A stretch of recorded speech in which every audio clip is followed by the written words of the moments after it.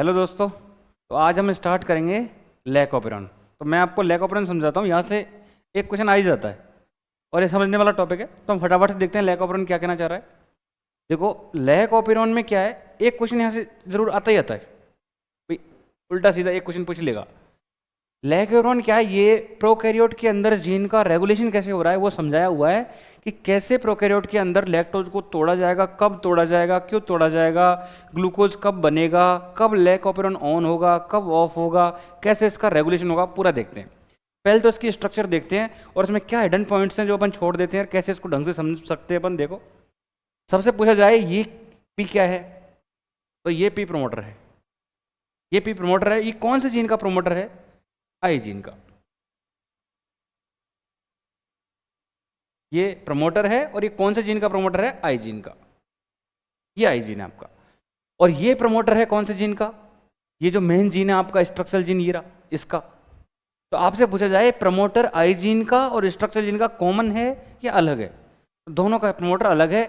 आई gene का promoter अलग है और स्ट्रक्चरल जीन का प्रमोटर अलग है। एक बात तो ये ध्यान रखनी है आपको कि अगर मान लो मैं इस प्रमोटर में कोई खराबी करता हूं तो स्ट्रक्चरल जीन के अंदर जो प्रमोटर है वो तो ठीक है, तो इसके एक्सप्रेशन में इसके प्रमोटर पे कोई डिपेंडेंसी नहीं है, एंड दोनों का प्रमोटर सेपरेट है।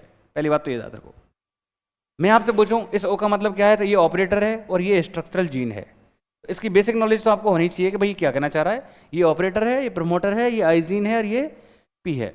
अब इसमें एक बात देखो आप, ये आई जीन है ना, ये आई जीन कॉन्स्टिट्यूटिव जीन है।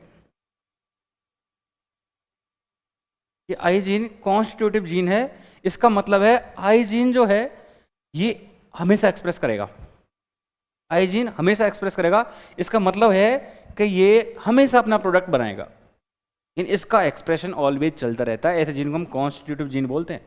तो आई जीन जो रिप्रेसर एमआरएनए बना रहा है, उससे जो रिप्रेसर बन रहा है, ये रिप्रेसर हमेशा ही बनेगा। मतलब इस रिप्रेसर चाहे मीडियम में कुछ भी चल रहा है तो ये तो बनता ही रहेगा, रिप्रेसर ऑलवेज बनेगा। और ऑलवेज रिप्रेसर बनेगा तो ये क्या करेगा, ये ऑपरेटर से जुड़ेगा, दिखा रखा है इसमें। और अगर ये ऑपरेटर से जुड़ेगा तो बताओ ऑपरेटर को ब्लॉक कर देगा तो प्रमोटर पे आरएनए पॉलीमरेज में तो जुड़ेगा पर वो आगे काम नहीं कर पाएगा। मतलब ट्रांसक्रिप्शन होगा या नहीं होगा? नहीं होगा। तो हमने लिख भी दिया यहाँ पे, क्या लिखा हुआ है कि repressor binds to the operator region and prevents RNA polymerase from transcribing the operon. आप ऐसे याद रख लो कि ऑपरेटर जो है ये एक तरह से पाथ प्रोवाइड कर रहा है, रास्ता दे रहा है किसके लिए? प्रमोटर से आरएनए पॉलीमरेज के जोड़ने के बाद उसको आगे जाने के लिए। अब बताओ आपने ऑपरेटर से क्या जोड़ दिया? ऑपरेटर जोड़ दिया आपने रिप्रेसर, तो ये तो ब्लॉक हो गया। तो क्या आरएनए पॉलीमरेज आगे जा रहा है या नहीं जा रहा? नहीं जा रहा। ऐसे याद रखो। तो आरएनए पॉलीमरेज आगे ही नहीं जाएगा तो क्या होगा? ट्रांसक्रिप्शन भी नहीं होगा। एक तो ये बात हो गई। तो हमने क्या लिखा है, रिप्रेसर किससे बाइंड कर रहा है? ऑपरेटर से। और ये प्रिवेंट कर देता है आरएनए पॉलीमरेज को किससे? ऑपेरॉन के ट्रांसक्राइब करने से। अगर बात करें हम दूसरी रीजन की, अगर मान लो इसने कहा है कि मीडियम में इंड्यूसर है, अगर मीडियम में इंड्यूसर है तो इंड्यूस करेगा इसको एक्टिव होने के लिए।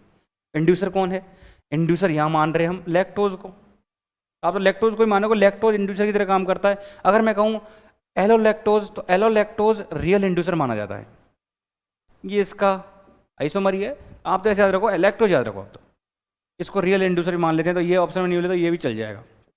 क्वेश्चन आ जाए लैक्टोज इंड्यूसर है तो लैक्टोज करेगा क्या? तो लैक्टोज आपके रिप्रेसर से जाके जुड़ जाएगा और इस रिप्रेसर को क्या कर देगा? इनएक्टिव। अब बताओ किसी भी रीजन से रिप्रेसर को इनएक्टिव कर दिया गया, इसमें हुआ क्या है? लैक्टोज जुड़ा है किससे? लैक्टोज जुड़ा है आपके रिप्रेसर से। रिप्रेसर को कर दिया गया है इनएक्टिव। और बताओ रिप्रेसर इनएक्टिव हो गया तो क्या होगा? अगर रिप्रेसर इनएक्टिव हो गया तो ये ऑपरेटर से जुड़ ही नहीं पाएगा। बताओ यहाँ ऑपरेटर तक रिप्रेसर पहुंचा है? पहुंचा ही नहीं है। ऑपरेटर से तक पहुंचा ही नहीं है, तो ऑपरेटर अभी फ्री है। बताओ यहाँ आके कौन जुड़ेगा? तो यहाँ आके आरएनए पॉलीमरेज जुड़ेगा। आरएनए पॉलीमरेज की बाइंडिंग साइट क्या है? प्रमोटर। तो प्रमोटर से आपका कौन जुड़ जाएगा? RNA polymerase. और आरएनए पॉलीमरेज प्रमोटर से जुड़ जाएगा, उसको रास्ता मिलेगा, वो आगे जाएगा, जीन का ट्रांसक्रिप्शन होगा और ये क्या बन जाएगा? एमआरएनए। और इससे 3 अलग अलग क्या बन रहे हैं? प्रोडक्ट। अब यहाँ मैं आपको एक अच्छी बात बताता हूँ, सुनो। आपसे पूछा जाए ये जीन कैसा है, तो आप बताओ इस जीन के अंदर 3 सिस्ट्रॉन हैं, ZYA वाले। मतलब ये जीन पॉलीसिस्ट्रॉनिक है या मोनोसिस्ट्रॉनिक? तो पॉलीसिस्ट्रॉनिक। और प्रोकैरियोट्स में पॉलीसिस्ट्रॉनिक होता भी है। अगर यही बात करता मैं किसकी? यूकैरियोट की। तो यूकैरियोट में पॉलीसिस्ट्रॉनिक होता है मोनो? मोनो। इसमें जीन है पॉलीसिस्टोनिक, और बताओ एमआरएनए भी कैसा बना है इसमें, सिंगल। तो आपसे पूछेगा कि जब इस पॉलीसिस्टोनिक जीन का ट्रांसक्रिप्शन होता है तो इससे कितने एमआरएनए बनते हैं? एमआरएनए बनता है इससे एक। एमआरएनए कितना बनता है? एक। और ये सिंगल एमआरएनए बताओ कितने प्रोडक्ट बना रहा है? 3। इसका मतलब पॉलीपेप्टाइड चेन इससे कितनी बनेंगी? 3। और 3 पॉलीपेप्टाइड चेन के ये प्रोडक्ट हैं, ये तीनों प्रोडक्ट पॉलीपेप्टाइड चेन वाली है। बताओ इसका नाम क्या है? बीटा गैलेक्टोसाइडेज, ये परमिएज, और ये ट्रांस एसिटाइलेज, मतलब एंजाइम है। एंजाइम का कोई ना कोई फंक्शन होता है, ठीक है, यहाँ तक कोई दिक्कत? अब मैं इनके फंक्शन भी थोड़े थोड़े बता देता हूँ, ये काम क्या कर रहा है, क्यों कर रहा है, कैसे कर रहा है, सब कुछ एक बार हम डिस्कस करेंगे। तो देखो बीटा गैलेक्टोसाइडेज का काम क्या होता है? तो इसका काम होता है लैक्टोज को तोड़ना। किसमें? ग्लूकोज और गैलेक्टोज में। तो ग्लूकोज और गैलेक्टोज में लैक्टोज को तोड़ने का काम कौन करेगा? Beta galactosidase. और अगर मैं बात करूं आपसे परमीएज की, तो ये सेल के अंदर, प्रोकैरियोटिक सेल के अंदर इस लैक्टोज की परमेबिलिटी को बढ़ाएगा। किसकी परमेबिलिटी को? लैक्टोज। लैक्टोज सेल के अंदर जाएगा तभी तो ये जीन काम करे, और ये काम करके किसको तोड़े? लैक्टोज को। इसका मतलब लैक्टोज को अंदर भेजने का काम कौन कर रहा है? परमीएज। तो परमीएज ने लैक्टोज को कहां भेज दिया? अंदर। ट्रांस एसिटाइलेज क्या करता है? ये एसिटिल ग्रुप को ट्रांसफर करेगा बीटा गैलेक्टोसाइडेज के ऊपर और इसकी एक्टिविटी को बढ़ा देगा। मतलब ये ट्रांस एसिटाइलेज तो किसको? एसिटिल ग्रुप को किस पे ट्रांसफर करता है? बीटा गैलेक्टोसाइडेज पे। उससे इसकी एक्टिविटी बढ़ेगी तो लैक्टोज टूटेगा। और परमीएज क्या कर रहा है? इसकी परमेबिलिटी को, लैक्टोज की परमेबिलिटी को बढ़ा रहा है, या सेल की परमेबिलिटी को बढ़ा रहा है। किसके लिए? लैक्टोज के लिए। तो ये इन तीनों के काम हो गए। अब सुनो कहना क्या चाह रहा हूं मैं। भाई मैं आपसे पूछूं, ये लैक जेड, या मैं कहूं आपसे ये जेड वाई ए जो स्ट्रक्चरल जीन है, जेड वाई ए, यहां आपने लिखा हुआ है ऑपरेटर, यहां है प्रमोटर। मैं आपसे कहूं ये काम करे, ये सिंगल एमआरएनए बना रहा है, एमआरएनए से सिंगल बनता है, तो ये सिंगल एमआरएनए। बताओ ये एमआरएनए भी कैसा है? मोनोसिस्टेरोनिक या पॉलीसिस्टेरोनिक? तो ये भी कैसा है? पॉलीसिस्टेरोनिक। इससे पॉलीपेप्टाइड कितनी बन रही है? 3। तीनों के नाम आपको पता ही है। जेड वाले का नाम क्या है? Beta galactosidase. इसका नाम क्या है? परमीएज। और इसका नाम है ट्रांस एसिटाइलेज। अब आपसे पूछा जाए ये ऑन क्यों हो रहा है, क्या यूज का है इसका? तो ये ऑन इसलिए हो रहा है ताकि लैक्टोज टूटे। और लैक्टोज किस में टूटे? ग्लूकोज प्लस गैलेक्टोज में। भाई इसलिए ऑन हो रहा है ताकि लैक्टोज ग्लूकोज और गैलेक्टोज में कन्वर्ट हो, और ग्लूकोज से हमको क्या मिले? एनर्जी। और उस प्रोकैरियोटिक सेल को एनर्जी मिले, वो एनर्जी यूज करे अपने फंक्शंस के लिए।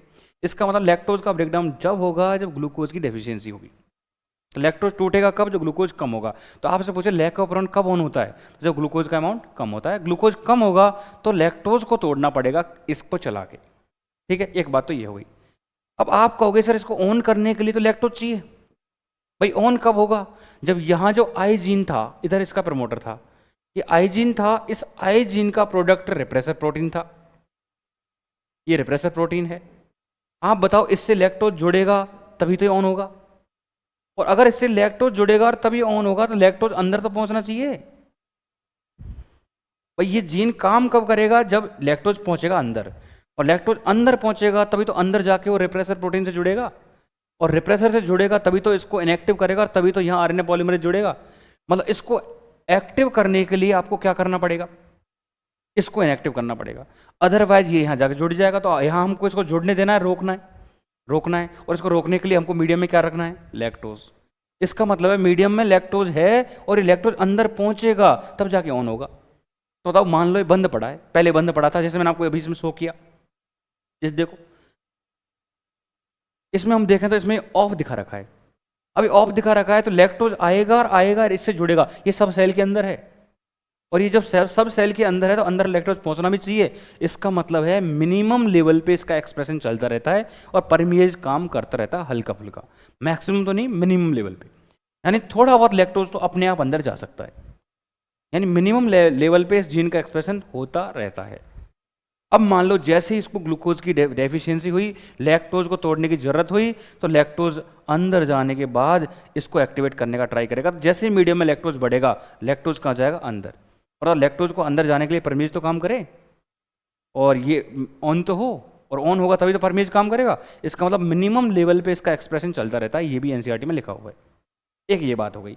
तो आपसे पूछे अल्टीमेटली, आपको कुछ रटने की जरूरत नहीं, आपसे पूछे ये कब ऑन होगा, तो सीधी बात है जब ग्लूकोज की क्या होगी सेल के अंदर, डेफिशिएंसी।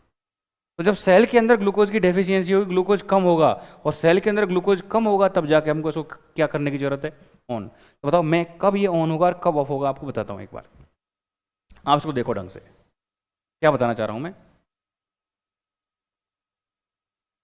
अगर हम बात करें इसमें ऑन ऑफ की, वैसे तो इसमें समझा रखा है सब कुछ डायग्राम में, फिर भी हम थोड़ा सा देखते हैं। देखो ये कब ऑन होगा और कब ऑफ होगा। देखो अगर बात करें ऑफ कब होगा, तो मान लो सेल के पास ग्लूकोज भर भर के है, सेल के पास ग्लूकोज भर भर के, ग्लूकोज ज़्यादा है, बताओ इसको ऑन करने की जरूरत है, ऑन नहीं होगा, ऑन नहीं होगा।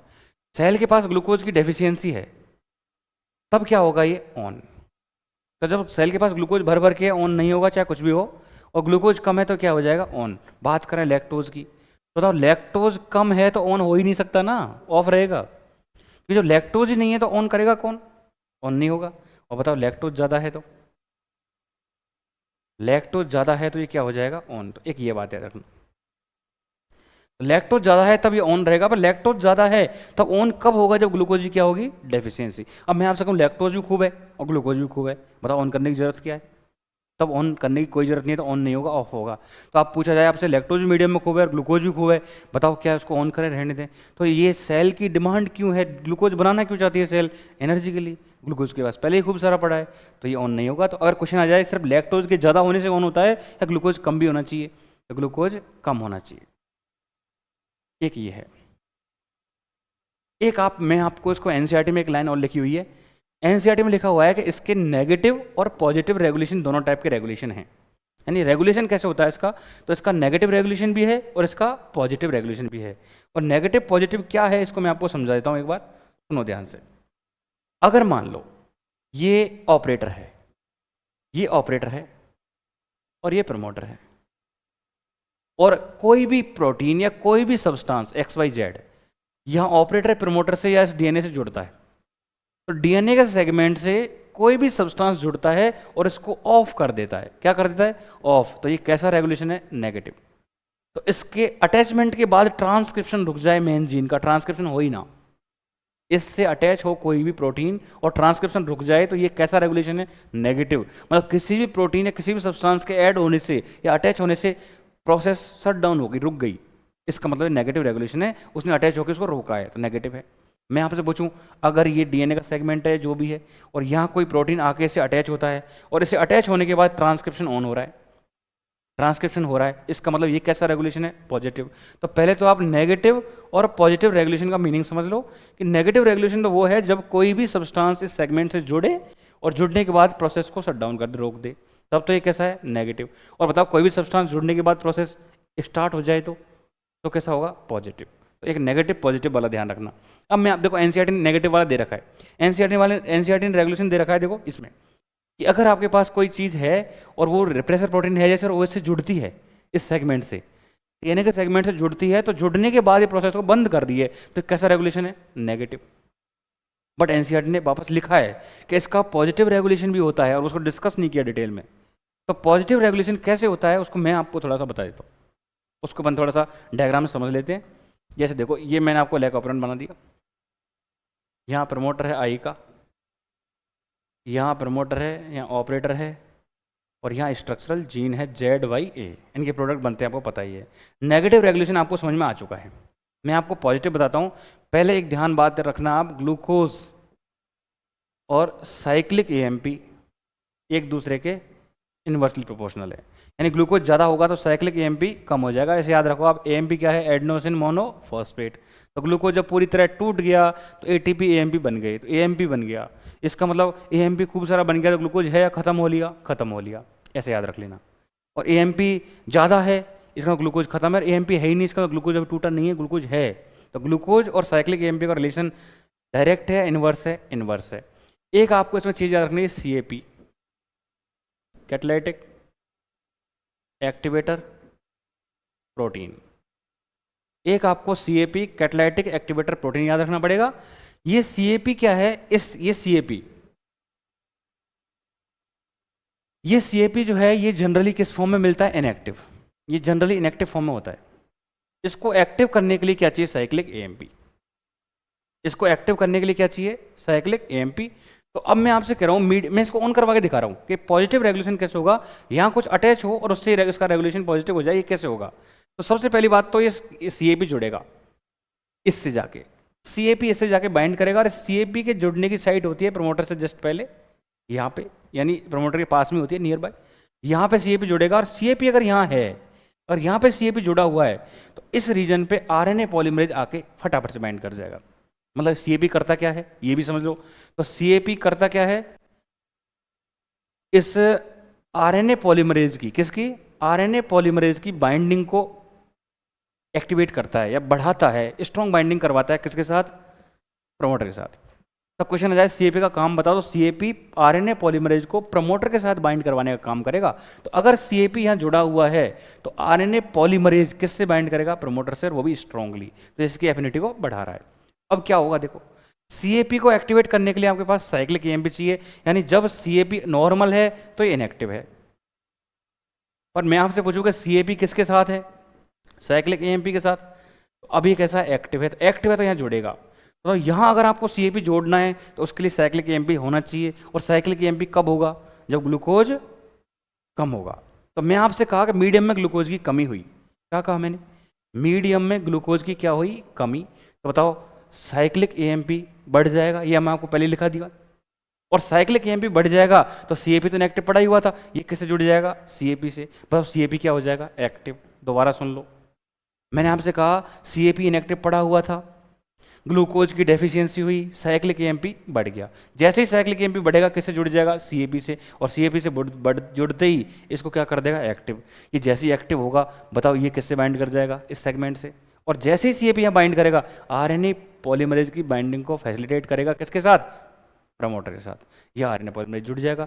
तो बताओ किसी सब्सटेंस के सीएपी के जुड़ने से यहाँ बताओ इसका ट्रांसक्रिप्शन बंद हुआ है या स्टार्ट हुआ है, स्टार्ट हुआ है, यहाँ एमआरएनए बनेगा, यह एमआरएनए बनेगा।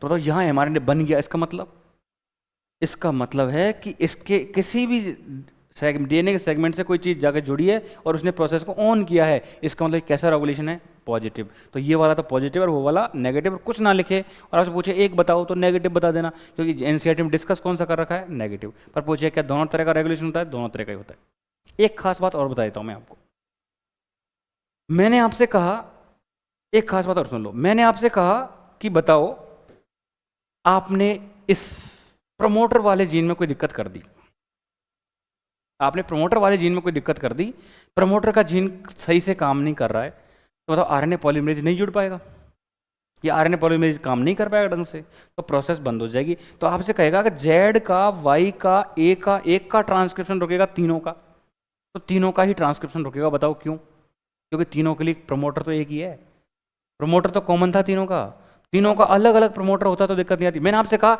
इस वाले प्रमोटर में दिक्कत की है, तो इस वाले प्रमोटर, ये वाला प्रमोटर दोनों अलग अलग हैं, तो ये वाला प्रमोटर तो ठीक है, तो ये वाला प्रमोटर काम कर सकता है। अब चलो एक बात बताओ, इसमें मैं आपको 2-3 हाइपोथेटिकल क्वेश्चन लेता हूँ। मैंने कहा ये वाला प्रमोटर खराब कर दिया, आइजीन का प्रोडक्ट नहीं बनेगा। हाँ बताओ आइजीन का प्रोडक्ट कौन था, रेप्रेसर प्रोटीन। जब आइजीन का प्रोडक्ट नहीं बनेगा तो यहाँ जुड़ेगा नहीं, प्रोसेस ऑन रहेगी। यानी अगर इस वाले में आपने कोई खराबी कर दी तो ये प्रोसेस ऑन रह जाएगी, इसके प्रोडक्ट बनते रहेंगे। तो ये वाला प्रोडक्ट लगातार बनता रहता है, तभी तो यहाँ से प्रोडक्ट बना रुकता है, क्योंकि ये यहाँ जाकर जुड़ जाता है। पर हाँ अगर मीडियम में लैक्टोज आ गया तो वो इसको इनएक्टिव कर देता है, यहाँ जुड़ने नहीं देता, इसका प्रोडक्ट बनने लग जाता है। तो मैं आपको क्या समझा रहा हूँ, समझ में आया कुछ। दूसरा, अगर आपसे एक क्वेश्चन और आता है, एक क्वेश्चन और आता है कि मान लो इस आई जीन में कोई म्यूटेशन हो गया, आई जीन में म्यूटेशन हो गया और इससे जो रेप्रेसर प्रोटीन था वो ढंग का नहीं बन पा रहा।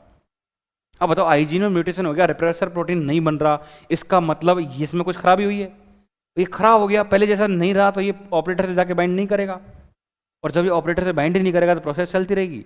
इसके ऑपरेटर से बाइंड करने से प्रोसेस रुकती है और उसके लिए लैक्टोज चाहिए। पर मान लो आपने ऐसा कहा कि इसमें कोई दिक्कत आ गई और वो दिक्कत ऐसी है कि लैक्टोज इससे बाइंड नहीं कर पा रहा, या इसमें कोई दिक्कत आ गई ये ऑपरेटर से बाइंड नहीं कर पा रहा।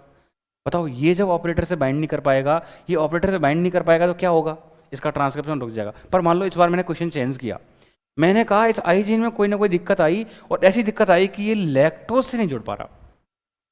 किससे नहीं जुड़ पा रहा, लैक्टोज से। अब क्या होगा बताओ, भाई पहले क्वेश्चन में तो मैंने कहा ऑपरेटर से नहीं जुड़ पा रहा, मैंने कहा आई जीन के अंदर कोई म्यूटेशन हुआ है, ऐसा म्यूटेशन हुआ है कि किससे अटैच नहीं हो पा रहा, लैक्टोज से। बताओ लैक्टोज से अटैच नहीं होगा तो क्या होगा, ऑलवेज ये कैसा रहेगा, एक्टिव।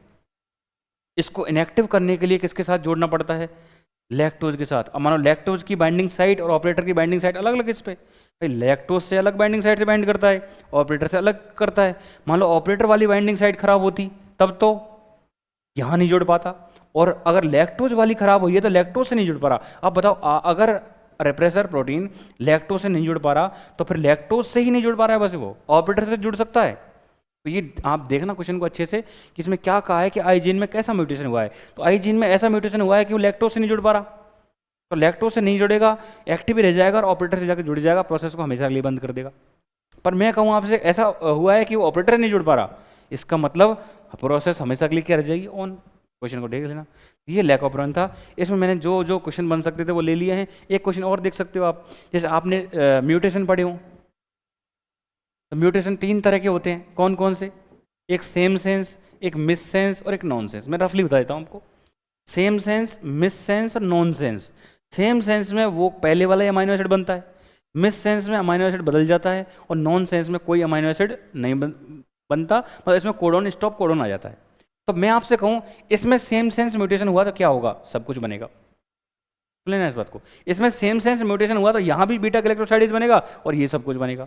मैंने कहा इसमें मिस सेंस हुआ, तो अगर इसमें मिस सेंस म्यूटेशन हुआ है तो इसका प्रोडक्ट तो बनेगा खराब, कि मिस सेंस में अमाइनो एसिड बदलेगा तो खराब प्रोडक्ट बनेगा। पर बताओ ये दोनों ठीक बनेंगे, तो ये मिस सेंस का है। अगर मैं पूछूं नॉन सेंस हो गया, नॉन सेंस में स्टॉप कोडन होता है, इसमें नॉन सेंस हुआ है तो प्रोसेस यहीं रुक जाएगी, तीनों नहीं बनेंगे। मैंने आपसे कहा वाई में नॉन सेंस हुआ है तो ये तो बनेगा, ये नहीं बनेगा, ये भी नहीं बनेगा। यानी नॉन सेंस में क्या होता है, जिसमें नॉन सेंस हुआ है वहाँ स्टॉप कोडन आ जाता है और उससे आगे कुछ नहीं बनेगा। तो जहाँ नॉन सेंस वाला हुआ है उससे आगे कुछ नहीं बनेगा, तो उससे पहले तो सब कुछ बनेगा। तो मिस सेंस, नॉन सेंस और सेम सेंस का क्या मतलब होता है आपको समझ में आ गया। बाकी इसको पढ़ लो, लैक ऑफ रॉन में लगभग चीज़ें इसमें कवर्ड है। Thank you. और अगर आपको यह सब कुछ अच्छा लग रहा है तो वीडियो को लाइक जरूर कर देना, सब्सक्राइब भी कर लेना। Thank you.